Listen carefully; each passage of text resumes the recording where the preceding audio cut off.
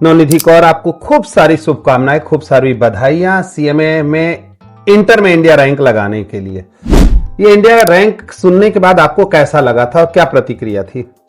मुझे बहुत ज़्यादा खुशी हुई थी जब मेरे को उस टेबल में अपना नाम दिखा कि नवनिधि कौर के आगे रैंक 40 लग चुका है, क्योंकि पूरी रात बहुत चिंता में बीती थी कि रैंक लगेगा नहीं लगेगा, पास होंगी नहीं होंगी। एंड जब फाइनली वो रैंक मेरे को दिख गया अपने नाम के सामने तो बहुत खुशी हुई थी। नवनिधि कौर दुर्गापुर में रहती थी। जी सर। दुर्गापुर में किसी ने, जो भी परिचित ने या किसी सीनियर ने जब आपको बताया कि भिलाई आना है तो बहुत सारे प्रश्न उठे होंगे कि इतनी अच्छी जगह रहती हूँ, फिर मैं भिलाई आके क्यों पढ़ूं? तो ये सब चीजों से कैसे लड़ी और कैसे क्या शुरुआत हुई? मुझे मेरी जो बहन है अविनाश मैम, उन्होंने बताया था कि यहाँ पे ऐसा सीएमए करके एक कोर्स है तो तू आ जा, तेरे से हो जाएगा। तो मैं सबसे पहले रिसर्च की, फिर कोचिंग के बारे में भी देखा बहुत, तो रिव्यूज़ बहुत अच्छे थे, तो उसके बेसिस पे फिर मैं आई। और जब मैं यहाँ पर आई तो मुझे पता चला कि ऐसा लगा कि शायद इससे बेटर इंस्टीट्यूट नहीं हो सकता है। यहाँ के टीचर्स इतना मेहनत करते हैं बच्चों के ऊपर कि बच्चों का सक्सेस होना ही होना है। रिजल्ट देखने के बाद जब इंडिया रैंक लगा नवनिधि का तो किसको किसको फोन की? सबसे पहले मैं अपनी बहन के घर पे थी, तो जब मैंने रिजल्ट देखा तो सबसे पहले मैंने उन लोगों को उठाया, फिर तुरंत मम्मी पापा को कॉल किया, फिर आपको कॉल किया, मिट्ठू मैम को कॉल किया, बाकी सारे टीचर्स को कॉल किया। आपका सेलिब्रेशन का अंदाज क्या था और मम्मी पापा की प्रतिक्रिया क्या थी? मम्मी पापा बहुत खुश हुए थे बिकॉज उन्होंने स्टार्टिंग से ही मेरी मेहनत देखी थी कि मैं बहुत ज़्यादा मेहनत कर रही थी, बिल्कुल अपने को आइसोलेट कर लिया था। तो उनको ऐसा था कि तेरा रिजल्ट तो अच्छा आएगा तो चिंता मत कर। तो जब आ गया ना तो वो लोग बहुत ज़्यादा खुश हुए थे। नवनिधि तो हर जगह पार्टिसिपेट करती थी, तो नवनिधि जब यहाँ आई तो कोई नवनिधि का रोल मॉडल था? जब मैं एजुकेशनल रोल मॉडल, यानी कि एजुकेशन में जो कुछ अच्छा करने के लिए ऐसा कोई था जिसको देख के आप पढ़ती थी या सोचती थी? सर, मैं जब अपने गोल को अपने दिमाग में बार बार दोहराती थी ना कि मेरे को इतने टाइम में यहाँ पे चल जाना है, तो वो मेरे लिए एक इंस्टेंट मोटिवेशन की तरह काम करता था। तो मेरे को पता चल जाता था कि अभी मैं नहीं पढ़ूंगी ना तो मैं वहां तक पहुंच नहीं पाऊंगी।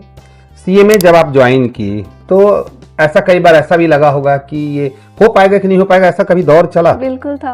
बिल्कुल चला। बिल्कुल। हाँ, यहाँ पे क्योंकि गुरकीरत का कहना यह था कि उसे ये कभी नहीं लगा कि नहीं होगा, लेकिन नवनिधि को और इंडिया रैंक होल्डर को लगा कि शायद नहीं हो पाए। मुझे वो मार्ग नहीं मिल रहा था कि कैसे होगा। पता तो था कि कर मैं लूंगी, लेकिन वो जो मार्ग था कि मेरे को कैसे करना है वो नहीं पता था। फिर उसमें आपने और मिट्ठू मैम ने जिस तरीके से मुझे हेल्प किया था उसके थ्रू मैंने सब कुछ किया एंड आज रैंक लग गया। हाँ, जब पढ़ती थी आप तो कई बार कठिन समय आया होगा, कई बार तकलीफें हुई होंगी, तो उससे कैसे निकलती थी और क्या दिमाग में आता था? जब भी मैं बहुत डाउन फील करती थी तो मैं आर्ट में अच्छी हूँ तो मैं आर्ट को बनाती थी। एंड मेरे आजू बाजू जो लोग थे, मेरे रिश्तेदार थे, आप लोग सब थे, टीचर्स, आप लोगों ने बहुत हेल्प किया मेरे को कि नहीं तू कर लेगी, तू बस मेहनत में लगी रहे। आपकी पढ़ाई का रूटीन क्या होता था? रोज रोज आप पढ़ाई कैसे करती थी? वो रूटीन क्या था? पढ़ाई का रूटीन ऐसा था कि मैं हमेशा रात में पढ़ती थी। तो जैसे कि मैं सुबह को उठती थी 11-12 बजे, तो उसके बाद फिर मैं नेक्स्ट सुबह को 6 बजे सोती थी। तो पूरे दिन ऐसे पढ़ते रहती थी। ऐसा कोई आवर्स फिक्स नहीं थे, बस वो टारगेट बना लेती थी कि आज मेरे को इतने चैप्टर खत्म करना है, ये टॉपिक खत्म करना है, और जब तक वो नहीं होता था तब तक नहीं उठती थी। बहुत सारे दोस्त यार होते होंगे, चलो चलते, थोड़ा घूम के आते, थोड़ा मस्ती करते, चलो पार्टी में चलते, इधर चलते उधर चलते, तो नॉर्मली चलता है। तो उसमें आप पूरी तरीके से इन्वॉल्व रहती थी या थोड़ा कट मार लेती थी? पार्शियली इन्वॉल्व रहती थी मैं बोलूंगी। मतलब पता होना चाहिए कि कब हमें बाहर जाके पार्टी करनी है और कब हमें पढ़ना है। अब जैसे एग्जाम नजदीक आ रहा है और हम पार्टी करने बाहर जा रहे हैं तो फिर ऐसे तो रिजल्ट गड़बड़ा जाएगा ना।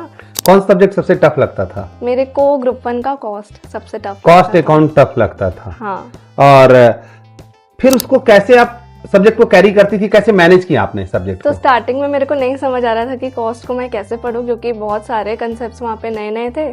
तो मैंने बार बार ऐसा किया कि बहुत प्रैक्टिस किया, एक बुक लिया और उसको बहुत बार सॉल्व किया, एंड एट द एंड मेरे को कॉस्ट में सबसे हाईएस्ट मार्क्स आए। तो लास्ट में कॉस्ट में हाईएस्ट, जो हाँ। कहने का मतलब ये है कि सब्जेक्ट आपके पीछे पड़ा था, आप सब्जेक्ट के पीछे पड़ गए। हाँ, और सब्जेक्ट भाग गया। बिल्कुल। हाँ, चलिए, कॉस्ट में कितना मिला था? 77 मिला था। आप मॉक टेस्ट को कुछ इंपॉर्टेंस देती है कि मॉक, बहुत से बच्चे ऐसे होते हैं जो मॉक टेस्ट नहीं देते हैं, तो आप मॉक टेस्ट देने के पक्ष में है या विपक्ष में है? मॉक टेस्ट बहुत इंपॉर्टेंट है सर, क्योंकि जब हम लोग मॉक टेस्ट देते हैं ना तब हमें एक्चुअल में पता चलता है कि वो जो टाइम है, जब हम एक्चुअल में 3 घंटा वहाँ पे एग्जाम देंगे तो हमें कैसे खुद को मैनेज करना है, टाइम कैसे मैनेज करना है, सब कुछ पता चल जाता है मॉक टेस्ट। लास्ट के महीनों में जब पढ़ाई हम लोग करते हैं तो लास्ट के महीने में आपकी क्या स्ट्रेटजी, क्या रणनीति होती थी कि मैं इस तरीके से तैयारी करूं? लास्ट के 1 महीने से पहले मेरा सारा सिलेबस खत्म हो चुका था, तो अब बस मेरे को था कि 1 महीने के अंदर अंदर मेरे को सारे चैप्टर एक बार घुमा घुमा के देख लेने हैं, ताकि मैं एक बार देखूँ ना तो मेरे को सब कुछ याद आ जाए। AIR लगने के पीछे सबसे मेन रीजन क्या था कि किस वजह से AIR लगा? ऐसा कुछ बता पाएंगे कि ये वजह थी या आपका हार्ड वर्क, या आपका क्या कॉम्बिनेशन, या पेरेंट्स का बहुत सपोर्ट, या टीचर का बहुत सपोर्ट, या ऐसा क्या चीज था जो? सर इन सब का मेल था, मैंने मेहनत भी बहुत की थी, मेरे टीचर्स ने मेरे को सपोर्ट भी बहुत किया, मेरे माँ बाप ने बैकएंड में मेरे को बहुत सपोर्ट किया। अगर ये सब में से एक भी चीज नहीं होता तो AIR लगना मुश्किल होता। CMA करते समय अपनी कौन सी आदत आपने बदला, जो आदत ऐसी थी कि लगता था कि ये तो मैं, मतलब क्या होता है 11-12 के कोर्स थोड़े कम होते हैं, उस समय हम 12th में कितना परसेंट था भाई दबे? 96.6%। 96.6% 12th में आप लाई थी? Yes sir. पक्का ना? Yes sir. 96.6% था। तो नवनिधि का भाई 12th में भी 96.6% था। हाँ, तो यहाँ बात ये चल रही थी कि आपने कौन सी अपनी आदत बदली? बाकी बच्चों की तरह मेरे को भी फोन देखने की आदत थी, मतलब हर थोड़ी देर में ऐसे फोन देखना, रील स्क्रॉल करना। तो उसके लिए क्या किया था मैंने, अक्टूबर के मंथ से ही सारी चीजें हटा दी थी अपने फोन से, एंड जब मेरा एग्जाम खत्म हुआ उस दिन मैंने दोबारा सब कुछ डाउनलोड किया। बहुत से बच्चे ऐसे होते हैं जो CMA करते हैं और CMA करते समय उनसे कई गलतियां हो जाती हैं या नहीं पढ़ते हैं, जो आपके साथ वाले ही हैं, बड़ी छोटी उम्र की आप भी हो, वो भी छोटी उम्र के होते हैं। उनमें और आप में क्या फर्क है? मेरे को लगता है जो बहुत डिफरेंस है वो है कंसिस्टेंसी। मैं पढ़ते सब है लेकिन कंसिस्टेंटली पढ़ना थोड़ा मुश्किल होता है। हर रोज पढ़ना एक दिक्कत की बात होती है, तो अगर हम अपने आप को ऐसा प्रिपेयर करते हैं कि हम लोग हर रोज पढ़ लेते हैं ना तो हो जाता है सब कुछ। इंस्टीट्यूट आपको मटेरियल देता है, जैसे मान लो डॉक्टर संतोषा इंस्टीट्यूट पढ़ती है तो वो लोग भी अपने कुछ नोट्स देते होंगे, कुछ मटेरियल देते हैं, वो क्या फ्रूटफुल रहते हैं या उनका कोई उपयोग नहीं है? बिल्कुल फ्रूटफुल होते हैं, उससे ना चीज़ें बहुत जल्दी और कम समय में समझ आ जाती है हमें। जैसे कि मॉड्यूल होता है जो ICMA का, उसमें कुछ कुछ टेक्निकल लैंग्वेज होती है तो उसको सिंप्लीफाई करके DSR हमें देता है, जिससे हमें बहुत जल्दी चीज़ें समझ में आ जाती है। अगर हम बात करें प्रेजेंटेशन और राइटिंग स्किल का कोई है इम्पोर्टेंस है? Yes sir. अगर एग्जाम जो चेक करते हैं ना, अगर हम उनके पॉइंट ऑफ व्यू से देखें तो उन्हें बहुत सारी कॉपीज चेक करने होते हैं, तो अगर हम बहुत ही गंदे तरीके से प्रेजेंट करते हैं तो उन्हें भी दिक्कत होता है, सब चीज़ को एकदम खोजना पड़ता है उन्हें। और अगर हम बहुत सुंदर से प्रेजेंट करते हैं, उनको आंसर्स दिख जाते हैं, तो वो उनके लिए भी इजी होता है और उन्हें भी पता चलता है कि बच्चे ने बहुत मेहनत की है और मार्क्स मिल जाते हैं। आपके यहाँ एक CTS होता है, कॉमर्स टैलेंट सर्च होता है, जिसमें एग्जामिनेशन भी बच्चे देते हैं, डांस भी करते हैं, लीडरशिप क्वालिटी भी सीखते हैं। जैसे नॉर्मली मैंने जो आपके सीनियर हैं गुरकीरत, उससे ये सब चीज़ों को देखा है कि हर जगह वो पार्टिसिपेट करता है, जहाँ देखो वहाँ घुस जाता है। तो ऐसा आपका भी इन्वॉल्वमेंट है? डांस वांस कुछ करती हैं आप? जी बिल्कुल, पिछले साल भी मैंने डांस किया था। अच्छा, डांस करती हैं आप? Yes sir. मुझे तो ऐसा लगा था कि सिर्फ आप पढ़ाई पे ही ध्यान देती हैं। नहीं, मैं बहुत सारी चीजों में मेरा इंटरेस्ट है, वो मैं करते रहती हूँ, सब बैलेंस। तो डांस में पिछले बार पार्टिसिपेट की थी। ये CTS क्या है और जो बताना चाहो कुछ है इसमें? बहुत कुछ है सर। CTS मेनली एग्जाम्स जो होते हैं वो एक नेशनल लेवल एग्जाम है, तो उसके सर्टिफिकेट्स हम अपने रिज्यूमे में भी डाल सकते हैं, वो हमारे चीज़ों को इन्हांस करता है और भी बहुत ज़्यादा। मतलब पर्सनालिटी ग्रूम करने में कहीं कोई मदद करता है? बहुत हेल्प करता है। बहुत हेल्प करता है।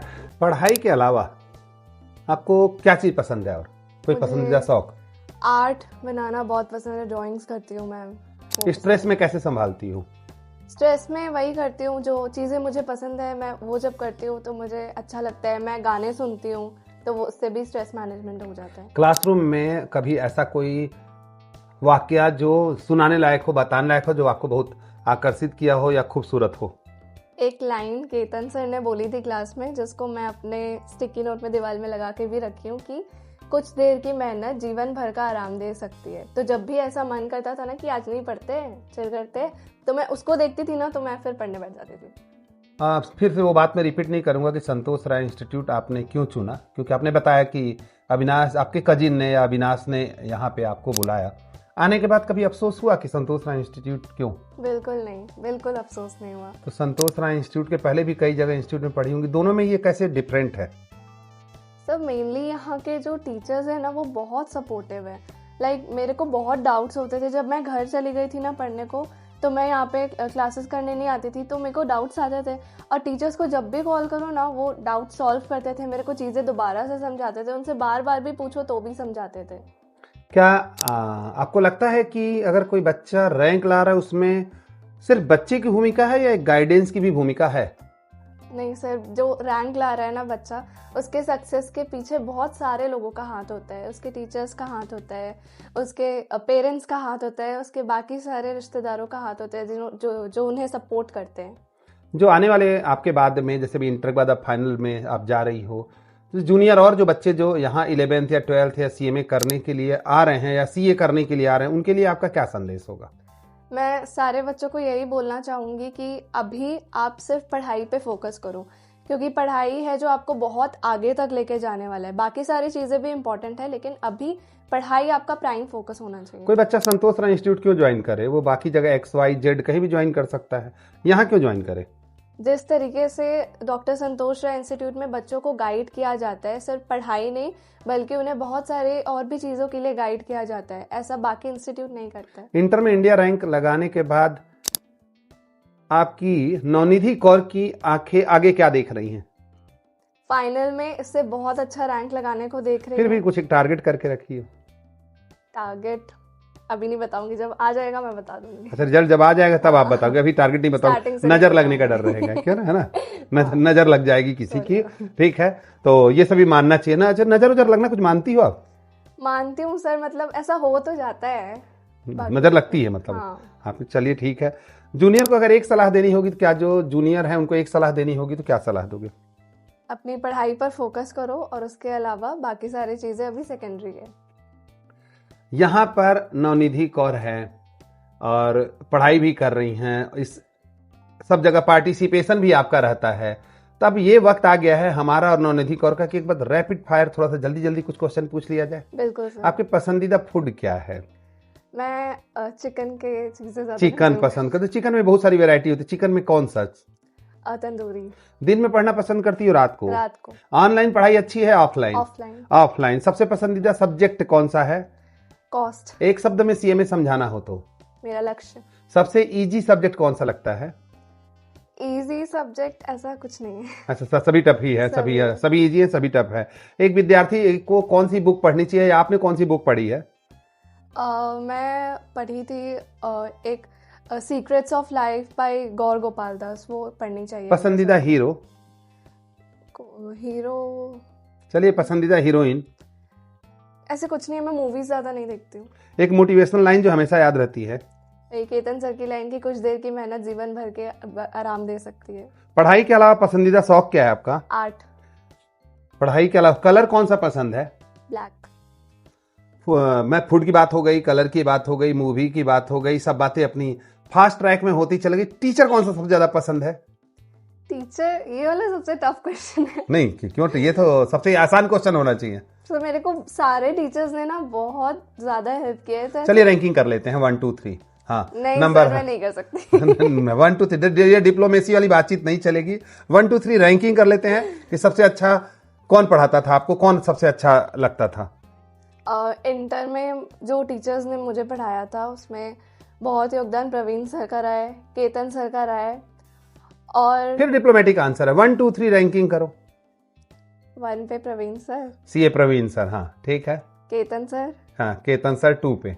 राय सर और मिट्टू मैम दोनों 2 पे। तो हम राय सर और मिट्टू मैम 2 पे या 1 पे या कहीं नहीं है ना? अभी तो बोली। चलिए, प्रवीण सर ने पढ़ाया, केतन सर ने पढ़ाया। और चलिए डिप्लोमेटिक आंसर है नवनिधि। ये सीखने को मिलता है, ये सब चीज, नेतृत्व क्षमता, लीडरशिप क्वालिटी, ये सब सीखने को मिलता है। इन्होंने ये बातें बड़े अच्छे। जूनियर को अगर एक बात कहना होगा तो क्या कहोगी? जूनियर्स को अपने लक्ष्य के प्रति समर्पण कर दो प्लीज। आपको सिर्फ और सिर्फ आपका करियर बचा सकता है और कोई नहीं आएगा आपको। रोल मॉडल आपका कौन है? रोल मॉडल मैं जिस तरीके से अपने को आगे देखती हूँ ना, वो चीज़ मुझे इंस्पायर करती है। तो मैं हमेशा खुद को जब सोचती हूँ ना, तो वही चीज़ मेरी रोल मॉडल बन जाती है। एजुकेशनल रोल मॉडल कौन है? आप। मैं तो ऐसा कुछ किया नहीं। आपने ऐसा किया है जो आपने नहीं किया है। चलिए, ये है नवनिधि कौर, और नवनिधि कौर ने बड़ी बेबाकी से सब चीजों का जवाब दिया, खूबसूरत अंदाज में दिया। तो जो जूनियर बच्चे इनसे सीखना चाहें, जानना चाहें, समझना चाहें, इनकी बातों से बहुत कुछ सीख सकते हैं, लर्न कर सकते हैं। फिर हम कुछ दिनों बाद जरूर मिलेंगे किसी अच्छी शख्सियत से, किसी ऐसे बच्चे से जो इंडिया रैंक होल्डर हो। लेकिन एक क्वेश्चन अभी भी रह गया, जेनजी आप भी हैं? जी सर। तो जेनजी के बारे में क्या कहना चाहेंगी? जो अभी जेनजी देख रही है और आप भी जेनजी हैं, तो आप लोग के विचार क्या आते हैं? जेनजी जो है ना जनरेशन, वो बहुत ही क्लियर है। उनको पता है कि उनको क्या करना है। जैसे पहले के लोग हुआ करते थे ना, वो लोग सोसाइटी उनसे क्या चाहती है वो वैसे बिहेव करते थे। बट जेनजी को पता है कि उनको क्या करना है। वो सोसाइटी से ज्यादा ये नहीं करते हैं कि मतलब राइट्स उनको पता है। हाँ। और ड्यूटी भी उन्हें पता है। राइट्स और ड्यूटी दोनों पता है। हाँ। तो जेनजी गाली वाली भी दे देता है, ये नहीं इसके देनी पक्ष में चाहिए। हो? नहीं देनी इसके चाहिए। पक्ष में नहीं हो। ये मतलब एक छोटी सी क्राउड है जो गाली वाली ज्यादा हाँ। दे रही है, बाकी बहुत ज्यादा नहीं है। तो जेनजी अपने कॉन्सेप्ट में क्लियर है, ये आपकी स्पष्टता Yes, है। sir. वो राइट्स भी जानती है, ड्यूटी भी जानती है। बिल्कुल उसको सोसाइटी से कोई फर्क नहीं पड़ता। नहीं पड़ता। पहले के लोगों को सोसाइटी से फर्क पड़ता था कि लोग क्या कहेंगे। पहले लोग दूसरों के लिए ज्यादा जीते थे। अभी के लोग को पता है कि खुद के लिए जीना भी कितना इम्पोर्टेंट है। अभी के जेनजी को पता है कि खुद के लिए जीना कितना इम्पोर्टेंट है। Yes, sir. मतलब अब हट गया वो रोग, क्या कहेंगे लोग, बिल्कुल ये रोग sir, हट गया। बिल्कुल। ठीक है, all the best, good luck.